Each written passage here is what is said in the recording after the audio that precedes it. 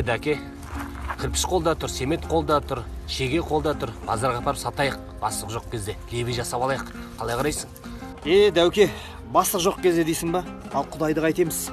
Ол бәрін көруші, естуші, бөлуші дей тұра, ұрлық жасайын деп жатсың ба? Ұрлық төбі қорлық деген мақал бар. Білесің ғой, аяқ қорлыққа ұрынатынымызды. Оның үстіне үйінде отқан бейкүнә балаларынан, арамнан мал тауып апармақшысың ба? Айналайын. Білесің ғой, бұның арты жақсылыққа апармайтын. Әрбір үйге келген, өзімізге келген проблемалар, мына біздің қол екістеген күнәларымыздың себебінен екенін ұмытпа досым. Қойш, бастықтарды жеп жатыр ғой. Өз көзімен көрмегеннен кейін бастықтар жеп жатыр деп олай айтпа. Ол жала болады. Ал егерде олар шынымен де жеп жатса, міндетті түрде екі дүниеде де жауап береді. Ал сен өзің үшін жауап бересің. Сол үшін шайтанның аузына салынбай олай. Бір күндік тапқан адал ризығына шүкір қыл.